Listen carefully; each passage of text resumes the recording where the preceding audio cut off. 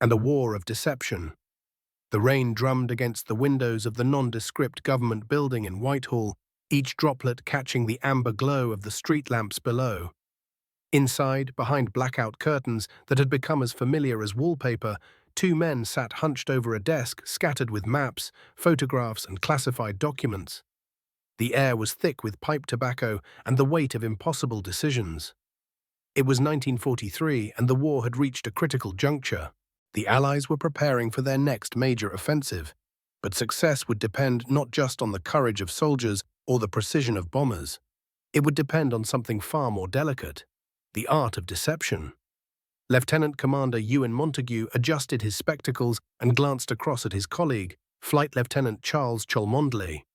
Both men understood that what they were contemplating would either save thousands of Allied lives or lead to catastrophe on an unimaginable scale. The problem was Sicily. Every German strategist worth his salt knew that after North Africa, the Allies would strike at the soft underbelly of Europe. Sicily was the obvious target. Too obvious. The island bristled with German defenses, and any invasion would be met with fierce resistance. Unless the Germans could be convinced to look elsewhere. Montague picked up a photograph from the desk. A reconnaissance image showing German fortifications along the Sicilian coast. "We need them to believe we're going somewhere else entirely," he murmured, his voice barely audible above the rain. "But how do you convince the enemy of a lie so complete, so convincing, that they'll stake their entire defensive strategy on it?" The answer, they realized, lay not in the grand gestures of warfare, but in the smallest, most human details. They would need to create not just a deception, but a person. Someone who had never existed, yet whose story would be so compelling that even the most suspicious German intelligence officer would believe it. This was the genesis of what would become known as Operation Mincemeat, one of the most audacious deceptions in military history. But first, they needed something that seemed almost impossible to obtain in wartime London: a body. How? Finding the man who never was. The search began in the most unlikely of places, the morgues and mortuaries of London. What Montague and Cholmondeley required was not just any deceased person, but someone whose death could serve a greater purpose. The ethical weight of this decision pressed heavily upon them both. They needed a body that appeared to be that of a military officer, someone who might believably have been carrying sensitive documents. The deceased would need to be the right age, the right build, and most critically, their death would need to be from causes that wouldn't be immediately apparent to a foreign pathologist conducting an examination. Week after week, they made their grim rounds through London's morgues. Each visit was a reminder of the war's toll on ordinary people. The elderly man who had died alone in his flat, the woman whose heart had simply given out during an air raid, the countless victims of a city under siege. But none fit their very specific requirements. Then, on a particularly cold morning in January 1943, they found him.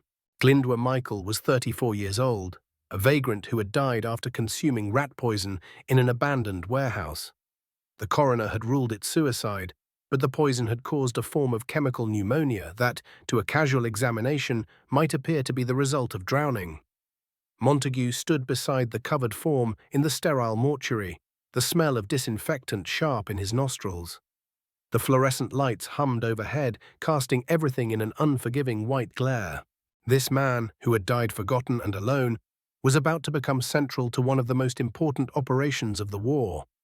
His name was WWII Michael, the morgue attendant said quietly, consulting his records.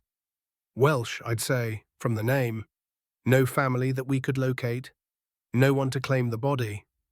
Cholmondeley shifted uncomfortably beside him. Both men understood the profound responsibility they were undertaking. This person, who had found life too difficult to bear, would in death serve a cause that might save thousands of lives.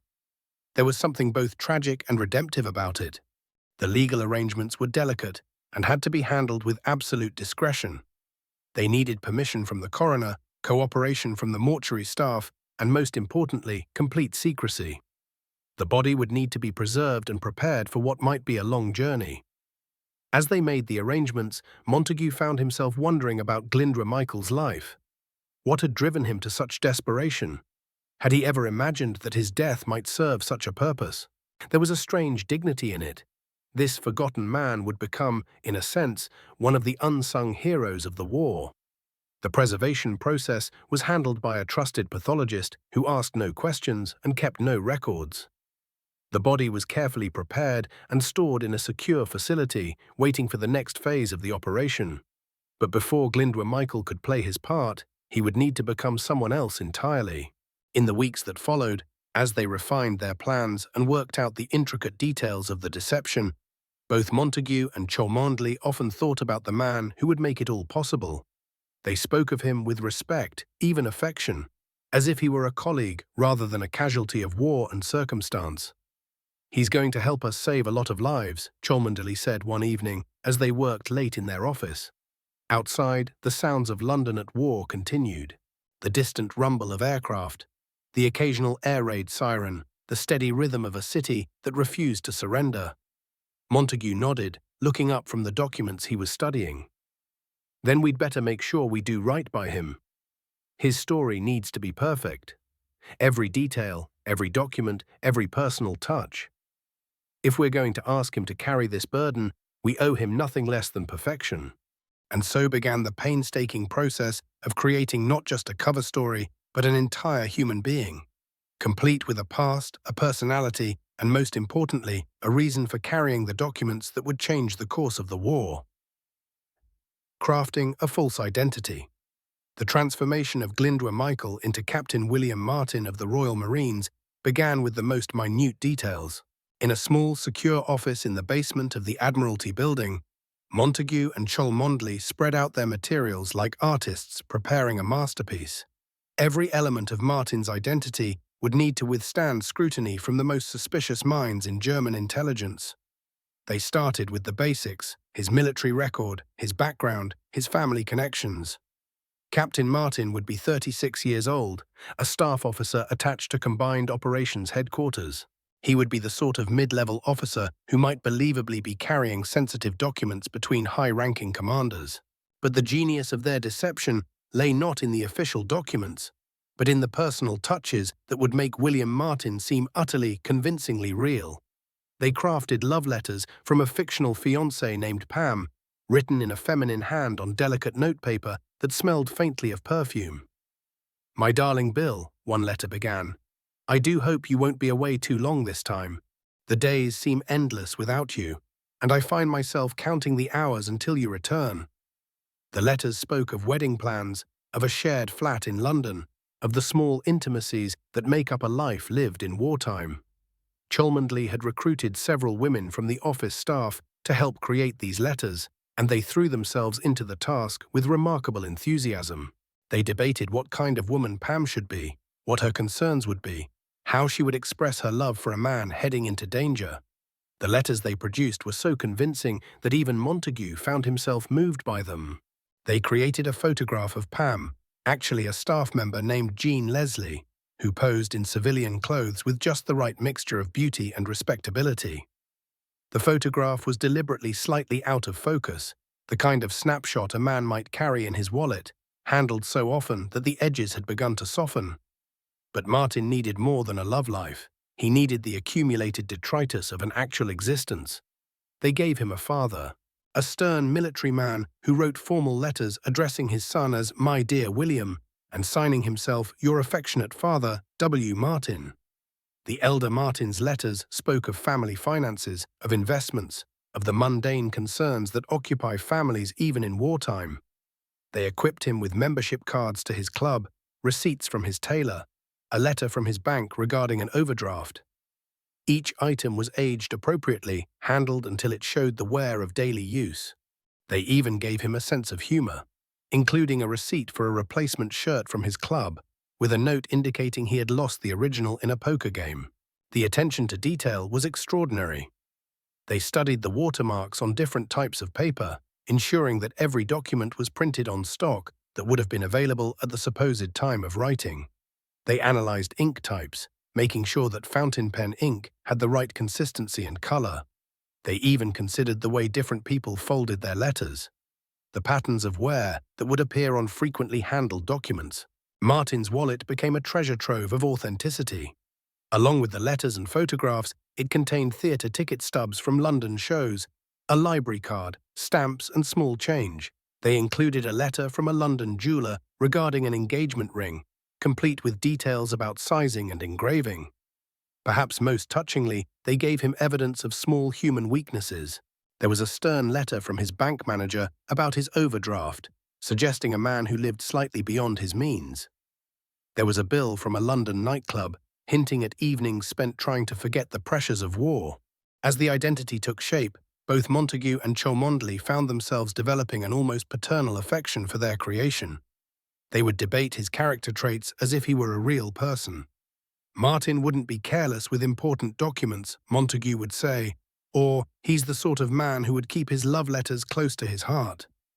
The uniform was carefully selected and properly worn in. They chose the insignia of a Royal Marines major. The promotion from captain came later in the planning process, as they realized a major would be more likely to be carrying high-level documents. The uniform showed appropriate wear, with the kind of fading and minor repairs that would be expected from an officer who had seen service. They even considered his personal grooming habits, ensuring that his hair was cut in the regulation style and that his fingernails were properly trimmed. Every detail mattered because they knew that German intelligence would examine everything with microscopic attention. The final touch was perhaps the most important: the briefcase. It was a standard military dispatch case, properly secured and bearing the appropriate official seals. Inside, along with Martin's personal effects, would be the documents that would sell the deception. But those documents, those required a level of subtlety and psychological manipulation that would test every skill they had learned in the dark arts of wartime intelligence. As they put the finishing touches on Major Martin's identity, both men felt a strange sense of completion. They had created not just a cover story, but a human being. Flawed, lovable, entirely believable. Now came the most delicate part of all, crafting the lie that would convince the Germans to look away from Sicily and toward a target of the Allies' choosing. Hand. The deceptive letter, the letter that would change the course of the war, began as a blank sheet of official Admiralty stationery. But this was no ordinary military correspondence. It was a masterpiece of psychological manipulation, designed to plant false information so convincingly that even the most suspicious German intelligence officer would accept it as genuine. Montague sat at his desk in the early hours of the morning, the building silent around him except for the distant footsteps of night watchmen making their rounds. Before him lay several draft versions of what would become known as the Sardinia letter, a piece of correspondence that would redirect German attention away from Sicily and toward targets that posed no immediate threat.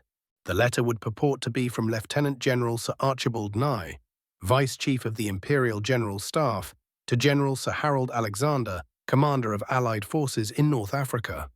But the genius lay not in what it said directly, but in what it implied. The casual references and offhand comments that would seem natural to military commanders, but would be pure gold to enemy intelligence. "My dear Alex," the letter began, using the informal tone that would be expected between old colleagues. "I am taking advantage of sending you a personal letter by hand of one of Mountbatten's officers to give you the inside history of our recent exchange of cables about Mediterranean operations and their attendant cover plans." The reference to Lord Mountbatten was deliberate. As Chief of Combined Operations, his involvement would lend credibility to any deception plan. But the real artistry lay in the casual way the letter discussed cover plans, suggesting that the Germans already suspected Allied intentions regarding Sicily, and that this suspicion was actually part of an elaborate British deception. Montague crafted each sentence with the precision of a watchmaker. The letter needed to convince the Germans that Sicily was indeed a cover story, and that the real Allied objectives were Greece and Sardinia. But it couldn't be too obvious. German intelligence officers were sophisticated professionals who would immediately suspect any document that seemed too convenient. "We have had recent information that the Boche have been reinforcing and strengthening their defenses in Greece and Crete, and CIGS felt that our cover plan had gone far enough," the letter continued. The use of Boche, British military slang for Germans, added authenticity, as did the reference to the Chief of the Imperial General Staff. The letter went on to discuss the supposed Allied plan to invade Greece, with Sicily serving as a diversionary attack to draw German attention away from the real objective. It mentioned specific military units and commanders, all carefully chosen to be believable but not easily verifiable by German intelligence. But perhaps the most brilliant touch was the letter's discussion of General George S. Patton. "We stand a very good chance of making him swallow a judicious mixture of truth and falsehood," it read, referring to German intelligence's assessment of Allied intentions. The irony was exquisite. The Germans would be reading a letter that was itself a judicious mixture of truth and falsehood, designed to make them swallow exactly what the British wanted them to believe. The letter also included personal touches that would make it seem genuine. References to mutual acquaintances, mentions of family members, the kind of casual gossip that military commanders might share in private correspondence. There was even a complaint about the quality of recent intelligence reports, the sort of bureaucratic grumbling that would ring true to anyone familiar with military administration. Cholmondeley reviewed each draft with meticulous care, suggesting changes and refinements. They debated individual word choices, considering how German translators might interpret specific phrases. They studied examples of genuine military correspondence, ensuring that their forgery matched the style and tone of authentic documents. The physical preparation of the letter was equally important. They used the correct official letterhead, with appropriate security classifications and routing information. The paper was slightly aged and showed the kind of handling that would be expected from a document that had traveled from London to North Africa. The handwriting was crucial. They needed someone who could convincingly forge General Nye's signature and personal writing style. After careful consideration, they recruited a skilled forger from among the intelligence services, someone who had studied samples of Nye's actual correspondence and could reproduce his distinctive hand with perfect accuracy. Even the folding of the letter mattered. They studied how military officers typically folded their correspondence, ensuring that the creases and wear patterns would appear authentic. The letter was placed in an official envelope, properly sealed and addressed, with the kind of routing stamps and handling marks that would accumulate during its supposed journey. As they prepared the final version, both Montagu and Cholmondeley felt the weight of what they were attempting. This single piece of paper, carried by a dead man who had become Major William Martin, might determine the fate of thousands of Allied soldiers preparing to storm the beaches of Sicily. "If this works," Cholmondeley said quietly as they sealed the letter in Martin's briefcase, "we'll have convinced the Germans to fight the wrong battle in the wrong place." Montagu nodded, checking the briefcase's locks one final time. "And if it doesn't work, if they see through the deception—" He didn't need to finish the sentence. They both understood that failure would mean catastrophe for the Allied forces preparing to invade Sicily. But there was no room for doubt now. Major William Martin, with his love letters and his overdraft and his fictional life, was ready to carry their carefully crafted lie into enemy hands. The next phase of Operation Mincemeat was about to begin, and it would require the skills of the Royal Navy's most secretive submarine service. Release from HMS Seraph. HMS Seraph cut through the dark waters of the Mediterranean like a steel shark, her diesel engines muffled by the vast expanse of ocean above. In the cramped confines of the submarine, Lieutenant Commander Norman Jewell studied his sealed orders one final time. Even he, with his years of experience in covert operations, had never been asked to carry cargo quite like this. The submarine had departed from Holy Loch in Scotland under cover of darkness, her destination known only to a handful of senior officers. In her forward torpedo room, secured in a specially constructed canister filled with dry ice, lay the body that had once been Glyndwr Michael and was now, for all official purposes, Major William Martin of the Royal Marines. The crew of HMS Seraph were hand-picked for their discretion and professionalism. They had carried commandos on secret raids, delivered agents to hostile shores, and conducted reconnaissance missions deep in enemy waters. But there was something uniquely solemn about this particular voyage. The few crew members who knew the true nature of their cargo spoke in hushed tones, treating their unusual passenger with the respect due a fellow serviceman. Lieutenant Jewell had been briefed on the operation's importance, though not its full scope. He understood that the success of a major Allied offensive might depend on his ability to deliver his cargo to precisely the right location at precisely the right time. The weight of that responsibility settled on his shoulders like a physical presence as he navigated the treacherous waters of the western Mediterranean. The chosen location was off the coast of Huelva, Spain. near the mouth of the Odiel River. Spanish authorities were officially neutral, but British intelligence knew that the area was riddled with German agents and sympathizers. If a body washed ashore there carrying sensitive documents, those documents would almost certainly find their way into German hands. But the timing had to be perfect. The body needed to wash ashore in a condition that would support the cover story. Recently drowned, carrying documents that appeared to have been protected by his briefcase during his time in the water. Too long in the sea, and decomposition would make the deception obvious. Too short, and the Spanish authorities might become suspicious about how quickly the body had appeared. As HMS Seraph approached the release point, the crew began their final preparations.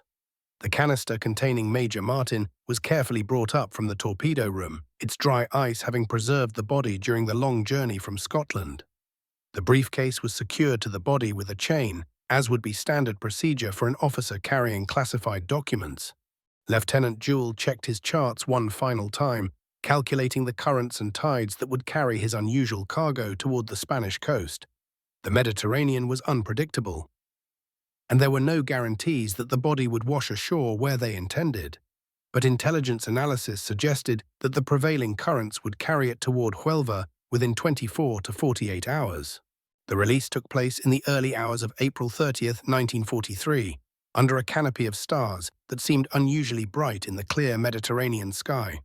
The sea was calm, with only a gentle swell that rocked the submarine with an almost hypnotic rhythm. The crew worked in complete silence, understanding instinctively that this was a moment requiring reverence. As the body slipped into the dark water, several crew members removed their caps in a spontaneous gesture of respect. Here was a man who had died forgotten and alone in London, now being committed to the sea in service of his country. There was something profoundly moving about it, a redemption that transcended the grim necessities of war. Lieutenant Jewell watched as the body and its precious cargo disappeared into the Mediterranean darkness, carried away by currents that had flowed these same paths since ancient times. Somewhere on the Spanish coast, German agents were waiting, though they didn't know it yet. The success of Operation Mincemeat now depended on forces beyond human control, the wind, the waves, and the vagaries of chance. HMS Seraph remained in the area for several hours, monitoring radio traffic and watching for any signs of Spanish patrol boats. The submarine's hydrophone operator listened carefully for the sounds of surface vessels, ready to dive deep if discovery threatened. But the Mediterranean remained quiet, holding its secrets beneath the gentle swells. As dawn approached, Lieutenant Jewell gave the order to withdraw. HMS Seraph turned away from the Spanish coast and began her journey back to Gibraltar, leaving behind no trace of her presence except for a body drifting slowly toward shore. The crew settled back into their normal routines, but there was an unusual quietness about them, as if they understood they had participated in something historically significant. In the submarine's radio room, the communications officer prepared a brief coded message for transmission to London. Mincemeat swallowed whole. But that message would have to wait until they were safely back in friendly waters. For now, HMS Seraph maintained radio silence, slipping through the Mediterranean like a ghost ship carrying the hopes of thousands of Allied soldiers preparing for battle. Back in London, Montague and Cholmondeley waited for news with growing anxiety. They had done everything possible to ensure the operation's success, but now they could only wait and hope. The fate of their carefully crafted deception lay in the hands of Spanish fishermen they had never met, Spanish officials they could not control, and German agents whose reactions they could only guess at. The Mediterranean had claimed many secrets during the long years of war, but none quite like this. A dead man carrying a lie that might save thousands of lives.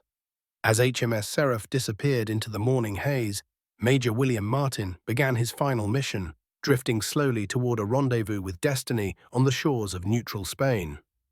Discovery and examination.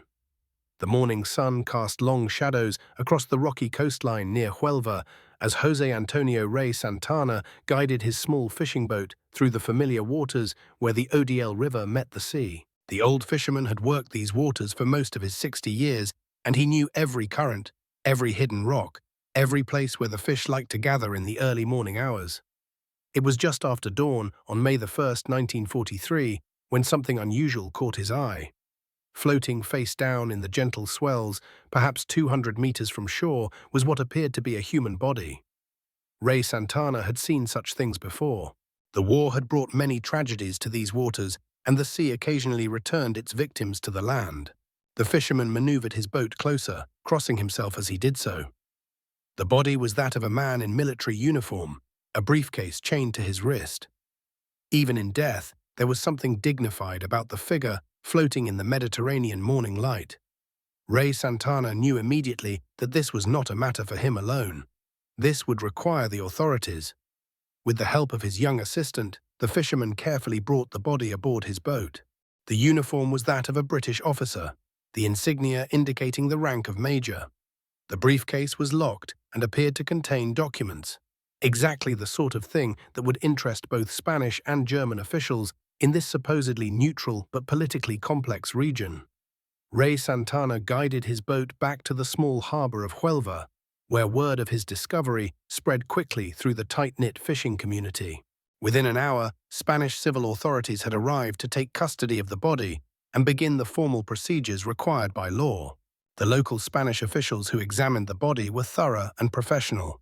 Captain Francisco Elvira of the Spanish Navy conducted the initial investigation, noting the condition of the corpse, the state of the uniform, and most importantly, the presence of the locked briefcase chained to the deceased officer's wrist. The body appeared to have been in the water for several days, consistent with someone who might have died in an aircraft crash at sea. The uniform was waterlogged but intact, and the briefcase showed signs of having been submerged but appeared to have protected its contents from the worst effects of seawater. Captain Elvira was well aware of the political sensitivities surrounding his discovery. Spain might be officially neutral, but Huelva was home to German agents, British consular officials, and Spanish authorities who had to navigate carefully between competing pressures. Any documents found on a British officer would be of intense interest to multiple parties. The formal autopsy was conducted by the local coroner, Dr. Eduardo del Torno, who found evidence consistent with drowning. The lungs contained seawater, and there were no obvious signs of violence or other causes of death. To his examination, this appeared to be exactly what it seemed. A British officer who had died at sea, probably in an aircraft accident, and whose body had washed ashore after several days in the Mediterranean. But it was the briefcase that drew the most attention. Spanish authorities were required by law to inventory the personal effects of deceased foreign nationals, but they were also aware that military documents might contain sensitive information. The decision was made to open the briefcase in the presence of multiple officials, ensuring that proper procedures were followed. The contents were remarkable. Along with personal letters and photographs that painted a picture of a man with a fiancée named Pam and a concerned father, there were official military documents that appeared to be of the highest classification. Most significantly, there was a letter from a senior British general discussing Allied invasion plans for the Mediterranean theatre. Captain Elvira recognized immediately that these documents were far beyond his authority to handle. Word was sent to Madrid, and within hours, senior Spanish intelligence officials were on their way to Huelva. The body of Major William Martin and his briefcase had become a matter of national importance, but Spain's neutrality was a complex thing, and Spanish intelligence had developed relationships with both Allied and German services. The Spanish officials who arrived in Huelva included men who were known to be sympathetic to the German cause, and they understood the potential value of the documents they had discovered. The decision was made to photograph the documents before returning them to British authorities, as required by international law. But those photographs, those would find their way through the complex network of Spanish intelligence to German agents operating in the region. Meanwhile, British consular officials in Huelva had been notified of the discovery and were requesting the return of their officer's body and effects. Vice Consul Francis Hazelden arrived to make the formal identification and arrange for repatriation, playing his role perfectly as a concerned official dealing with the death of a fellow British serviceman. Hazelden examined the body and confirmed that this was indeed Major William Martin, expressing appropriate concern about the classified documents that had been found with him. He requested their immediate return, emphasizing the sensitive nature of military correspondence and the importance of maintaining security even after an officer's death. The Spanish authorities assured him that proper procedures would be followed, but they needed time to complete their investigation and prepare the necessary paperwork. In the meantime, the body would be held at the local morgue, and the documents would remain in Spanish custody for the minimum time required by law. But even as these formal discussions continued, the photographs of Major Martin's documents were already making their way through Spain's intelligence networks. German agents in Madrid received copies within days, and by May the 9th, the intelligence had reached the highest levels of the German command structure. The Spanish had played their part perfectly, following their legal obligations while ensuring that the intelligence reached interested parties. Major William Martin's final mission was proceeding exactly as Montagu and Cholmondeley had hoped, though the British officials involved could only wait and watch for signs that their deception was taking hold. In London, coded messages from British agents in Spain confirmed that the body had been discovered and that the documents had been examined by Spanish authorities. But the real test would come in the days ahead, as German intelligence analyzed their unexpected windfall and decided whether to believe the story that a dead man had brought them from the depths of the Mediterranean Sea. German intelligence falls for the ruse. In a nondescript building on Berlin's Tirpitzufer, Colonel Alexis von Roen spread the photographs across his desk with the careful precision of a man who understood that intelligence work was often a matter of life and death. As head of Fremde Heere West, the German Army's intelligence service for Western Europe, von Roen had seen countless captured documents, intercepted communications, and agent reports. But these photographs from Spain represented something extraordinary. Apparent proof of Allied invasion plans straight from the highest levels of British command. The documents had arrived through the labyrinthine channels of German intelligence in Spain, where agents and sympathizers maintained a complex network despite the country's official neutrality. The Spanish had been cooperative, as they often were when German interests aligned with their own desire to remain informed about Allied activities in the Mediterranean.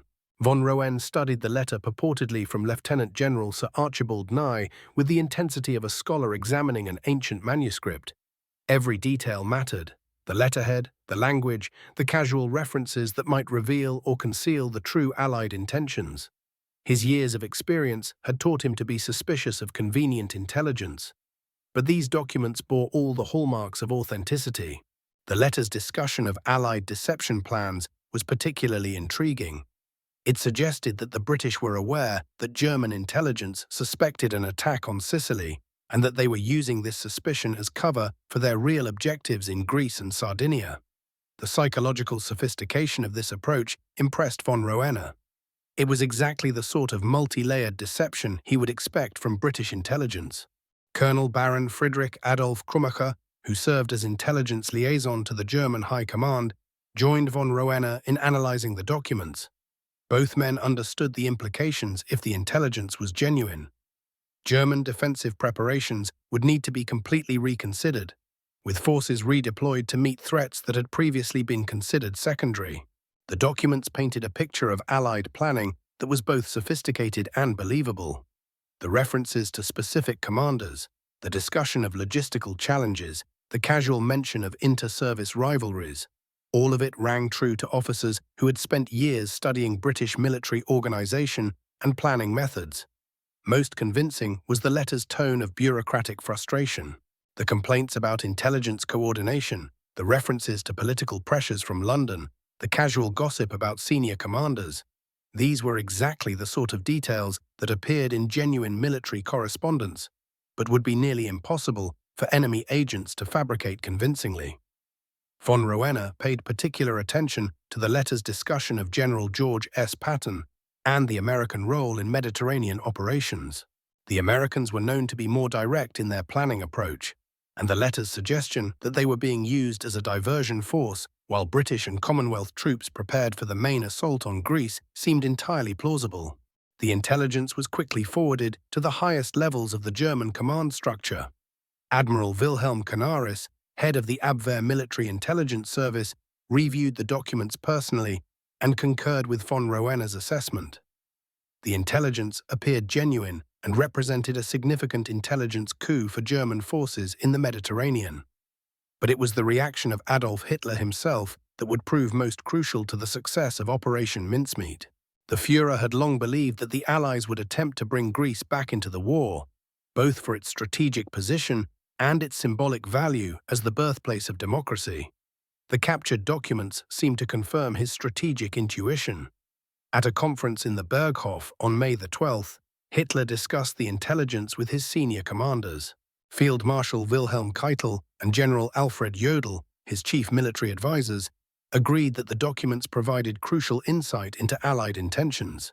The decision was made to reinforce German positions in Greece and Sardinia, even at the cost of weakening defenses elsewhere. The German response was swift and comprehensive. The 1st Panzer Division, originally positioned to respond to a potential invasion of Sicily, was redeployed to Greece. Additional coastal fortifications were ordered for Sardinia, and German naval forces in the region were repositioned to counter the expected Allied assault on what they now believed were the real targets.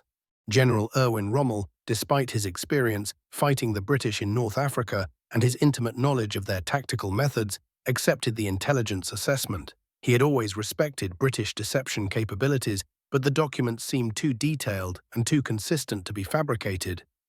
The personal touches, the love letters, the family correspondence, the mundane details of an officer's life, all of it supported the authenticity of the crucial military intelligence. Von Roen continued to analyze the documents in the days that followed, looking for any signs of deception or fabrication. He examined the paper, studied the handwriting, and cross-referenced the military information with other intelligence sources. Every test seemed to confirm the document's authenticity. The German intelligence community's acceptance of the mincemeat documents was facilitated by a psychological phenomenon that Montagu and Cholmondeley had counted on: confirmation bias. The Germans wanted to believe that they had intercepted genuine Allied plans, and the documents told them what they were predisposed to hear. Sicily was an obvious target, perhaps too obvious. Greece and Sardinia were more subtle choices, exactly the sort of sophisticated strategy they would expect from British planners. Even the method of the intelligence's acquisition seemed to support its authenticity. A British officer dying in an aircraft accident and washing ashore with classified documents was exactly the sort of operational security failure that occurred in wartime. It was believable precisely because it was the kind of accident that military planners feared most. As German forces redeployed according to their new intelligence, von Roen felt a quiet satisfaction in his analytical work. He had provided his superiors with crucial intelligence that would help German forces meet the Allied threat more effectively. He had no way of knowing that he had just fallen victim to one of the most successful deceptions in military history. In London, Montagu and Cholmondeley monitored German radio traffic and agent reports with growing excitement. The signs were unmistakable. German forces were redeploying exactly as Operation Mincemeat had intended. Major William Martin's final mission was succeeding beyond their most optimistic projections, and thousands of Allied soldiers preparing to invade Sicily would face lighter resistance because of a lie carried by a dead man from the depths of the Mediterranean. The impact of deception. The effects of Operation Mincemeat rippled through the German command structure like stones thrown into still water, each decision creating new consequences that spread far beyond the original deception. In command centers from Berlin to Athens, German officers studied their maps with new understanding, repositioning forces according to intelligence that seemed to reveal the true Allied strategy for the Mediterranean theater. Field Marshal Albert Kesselring, commander of German forces in southern Europe, found himself facing a strategic puzzle that the captured documents seemed to solve. The Allies had been unusually quiet about their intentions following their victory in North Africa, but now the intelligence from Spain provided a clear picture of their next moves. Greece and Sardinia. It made perfect sense from both military and political perspectives. The redeployment of German forces began almost immediately. The 1st Panzer Division, a formidable armored unit that had been positioned to respond to threats against Sicily, received orders to move to Greece. These were some of Germany's most experienced and well-equipped troops, veterans of campaigns in France and Russia, now being sent to defend against an invasion that would never come. General Hubert Lanz, commanding German forces in the Balkans, welcomed the reinforcements but wondered privately about the intelligence that had prompted such a significant strategic shift. The documents from Spain painted a picture of Allied planning that was both sophisticated and ambitious. A main assault on Greece with diversionary attacks designed to draw German attention away from the real objectives. The German Navy also responded to the new intelligence, repositioning submarines and surface vessels to intercept the expected Allied invasion fleet heading for Greek waters. Admiral Karl Dönitz, commander of the German U-boat fleet, allocated additional submarines to patrol routes between Allied bases in North Africa and the Greek coast. But it was the German response regarding Sardinia that perhaps best demonstrated the success of Operation Mincemeat. The island had been considered a secondary target, defended by Italian forces with limited German support. Now convinced that Sardinia was a primary Allied objective, German commanders rushed additional troops and equipment to strengthen its defenses. The German High Command's confidence in their intelligence was reinforced by its apparent completeness. The documents didn't just reveal Allied intentions, they explained Allied deception efforts, suggesting that the obvious threat to Sicily was actually a cover story designed to mask the real objectives. This meta-level of deception was exactly what German intelligence officers would expect from their sophisticated British counterparts. Hitler himself remained convinced that Greece was the primary Allied target, a belief that aligned with his long-held strategic assumptions about Allied intentions in the Mediterranean. At his daily military conferences, he spoke confidently about German preparations to meet the expected invasion, praising his intelligence services for their success in penetrating Allied planning. The psychological impact on German commanders was perhaps as important as the physical redeployment of forces. Officers who had been preparing to defend Sicily now turned their attention to other threats, relaxing their vigilance in precisely the area where the Allies intended to strike. The constant tension of expecting an imminent invasion was redirected toward targets that posed no immediate danger. German intelligence continued to analyze the captured documents, looking for additional clues about Allied timing and tactics. Von Roen's staff prepared detailed assessments of probable landing sites in Greece, analyzing beach conditions, defensive positions, and logistical requirements for the expected invasion. Every hour spent on these preparations was an hour not spent preparing for the real threat to Sicily. The success of the deception was confirmed by German communications intercepts, which British codebreakers at Bletchley Park analyzed with growing excitement. The ultra-intelligence program, which had broken German encryption systems, provided clear evidence that German forces were redeploying according to the false information carried by Major William Martin. In the weeks following the discovery of the documents, German defensive preparations in Sicily actually decreased rather than increased. Some units were transferred to other theaters, and the urgency that had characterized German preparations for defending the island began to fade.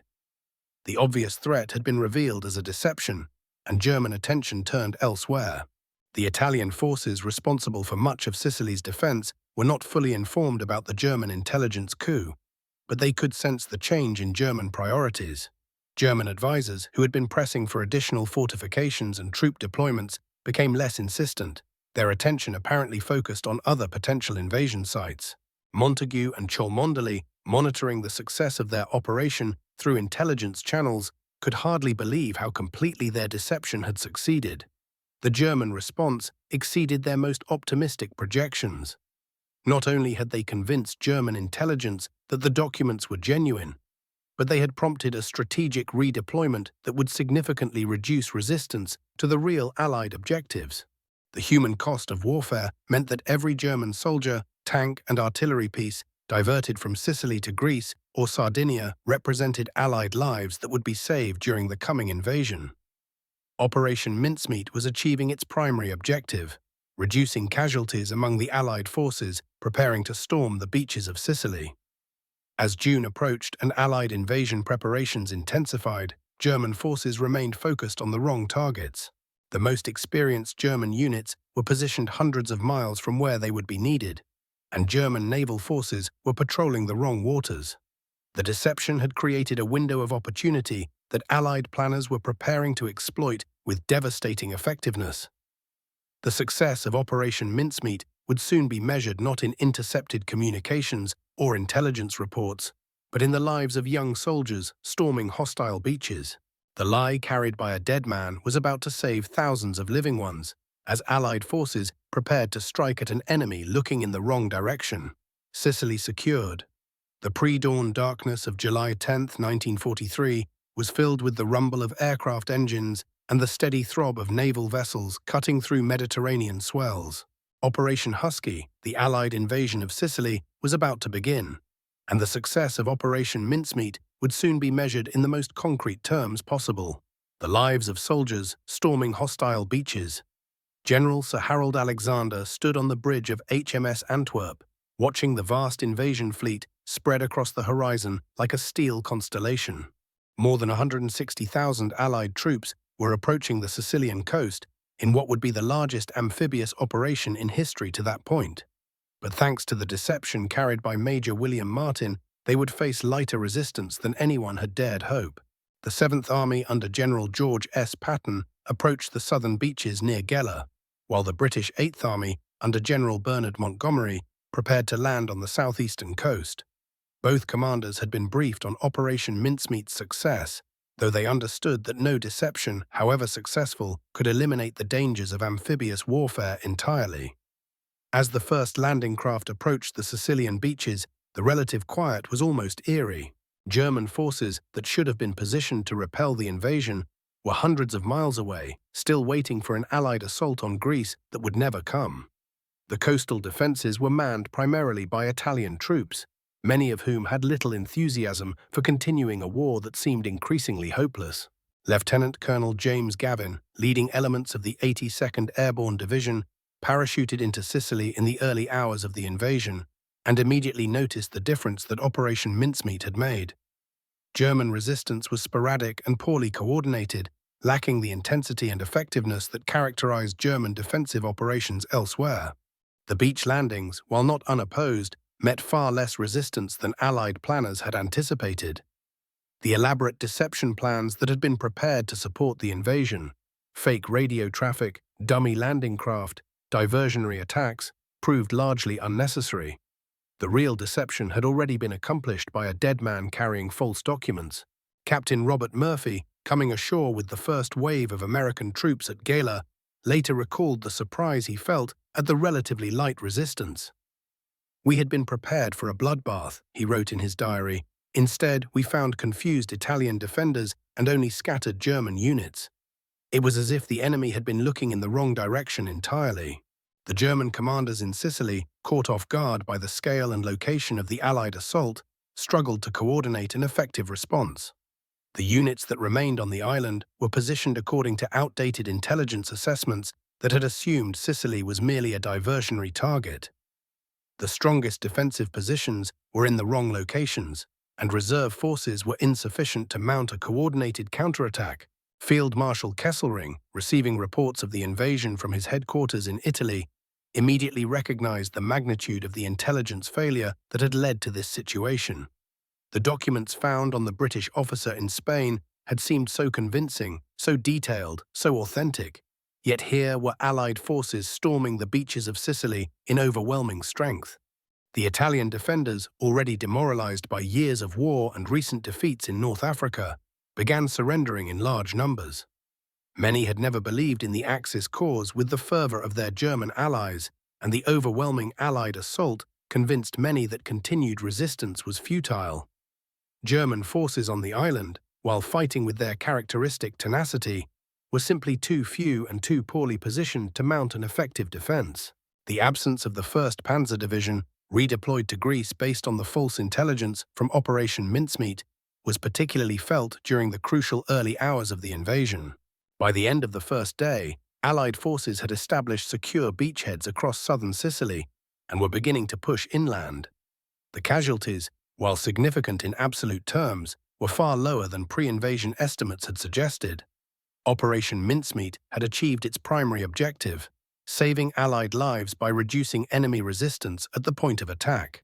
General Patton, advancing inland with characteristic aggressiveness, found German defensive positions that had been prepared, but were now only lightly held. Intelligence officers examining captured German documents discovered clear evidence of the strategic confusion that Operation Mincemeat had created. German plans and deployment orders showed forces positioned for battles that were never going to occur. The success of the Sicily invasion had implications far beyond the immediate military victory. It demonstrated that large-scale deception operations could achieve strategic objectives, saving lives and resources while achieving military goals. The lessons learned from Operation Mincemeat would influence Allied planning for the remainder of the war. As Allied forces consolidated their positions on Sicily, the full scope of Operation Mincemeat's success became clear. Intelligence assessments suggested that German resistance would have been significantly stronger if their forces had not been redeployed based on the false documents. Thousands of Allied lives had been saved by a deception that had cost relatively little to implement. The Italian campaign that followed the Sicily invasion would prove long and costly, but the successful establishment of a foothold in southern Europe provided the Allies with a crucial stepping stone toward the eventual liberation of the continent. And it had all begun with a dead man carrying a lie that the enemy wanted to believe. In London, Montagu and Cholmondeley received reports of the invasion's success with quiet satisfaction. They had played their part in one of the great victories of the war, though their contribution would remain classified for decades to come. Major William Martin had completed his final mission with spectacular success, and the man who had died forgotten and alone in London had helped save thousands of lives in the warm waters of the Mediterranean. The beaches of Sicily, now secured by Allied forces, bore witness to the power of deception in warfare. Sometimes the greatest victories were won not by the strongest army or the most advanced weapons, but by the ability to make the enemy look in the wrong direction at the crucial moment. And reflections and remembrance. In the quiet hours after midnight, when the world settles into that peaceful rhythm between day and dreams, it's worth remembering the extraordinary story of the man who never was, and the men who created him. Operation Mincemeat stands as one of history's most successful deceptions, but perhaps more importantly, it reminds us of the power of human creativity and determination in the face of overwhelming challenges. The success of the operation saved thousands of lives during the Sicily invasion, but its impact extended far beyond that single campaign. It demonstrated that warfare was not just about firepower and logistics, but about understanding the human mind, its biases, its assumptions, and its willingness to believe what it wants to believe. Ewan Montagu and Charles Cholmondeley returned to their regular duties after Operation Mincemeat, carrying with them the knowledge that they had helped change the course of the war. But they also carried something else, a deep respect for the man whose death had made their success possible. Glyndwr Michael, who had found life too difficult to bear, had in death served a cause greater than himself. The ethical questions raised by Operation Mincemeat were complex and troubling. Was it right to use a deceased person in such a way, even for the greater good? The men involved struggled with these questions, but they were sustained by the knowledge that their actions had saved lives. In the cruel mathematics of war, the deception had achieved its objective with minimal cost and maximum benefit. Major William Martin, the fictional identity they had created, became more real to them than many living people.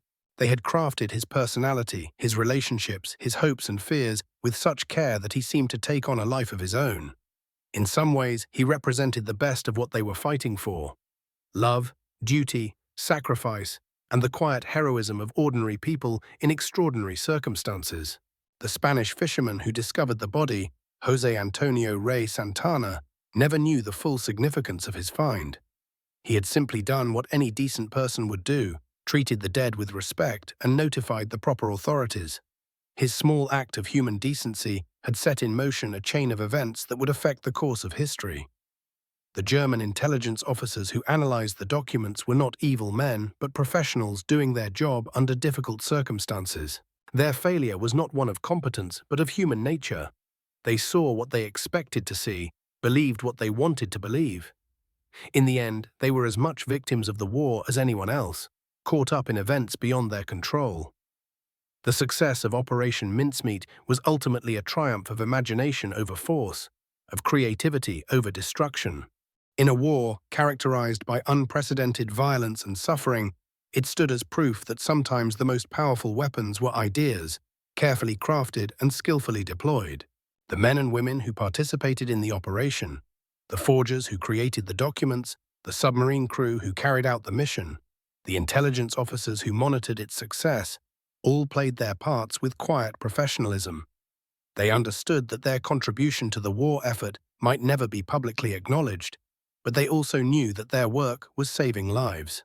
The story of Operation Mincemeat reminds us that history is shaped not just by great leaders and momentous battles, but by the accumulated efforts of countless individuals, each playing their part in events larger than themselves. The clerk who typed the false documents, the photographer who created Pam's picture, the pathologist who prepared the body, all were essential to the operation's success. In the years after the war, as the full story of Operation Mincemeat gradually became public, it served as inspiration for writers, filmmakers, researchers, and historians. But perhaps its greatest value lies in what it teaches us about human nature, our capacity for both deception and self-deception, our ability to create elaborate fictions that become more real than reality itself. The Mediterranean Sea, which carried Major William Martin to his appointment with destiny, continues to flow as it has for millennia. Its waters have witnessed countless human dramas: the rise and fall of empires, the clash of civilizations, the quiet heroism of individuals caught up in the sweep of history. Operation Mincemeat was just one story among many, but it was a story that mattered. As we reflect on this remarkable tale of deception and sacrifice, we might remember that truth and falsehood are sometimes less important than the purposes they serve. The lie that Major William Martin carried saved thousands of lives, while the truths that German intelligence believed led them into error and defeat. The real Glyndwr Michael, whose death made the deception possible, found in death the significance that had eluded him in life. He became, in the most literal sense, a man who mattered, whose existence, however brief and troubled, contributed to something larger than himself. There is something both tragic and redemptive about that transformation. In the end, Operation Mincemeat succeeded because it understood a fundamental truth about human nature. We are storytelling creatures, always seeking narratives that make sense of our experience. The story of Major William Martin was so compelling, so complete in its details, that even sophisticated intelligence professionals accepted it as truth. As the night deepens and sleep approaches, perhaps we can take comfort in the knowledge that human creativity and ingenuity can triumph over the darkest circumstances. Operation Mincemeat stands as proof that sometimes the most powerful force in the world is a well-told story, especially when it's carried by someone who believes in it completely, even unto death. The man who never was became, in death, more real than many who lived. His story reminds us that significance is not always measured in years lived or wealth accumulated, but in the impact we have on others, the causes we serve, and the stories we leave behind.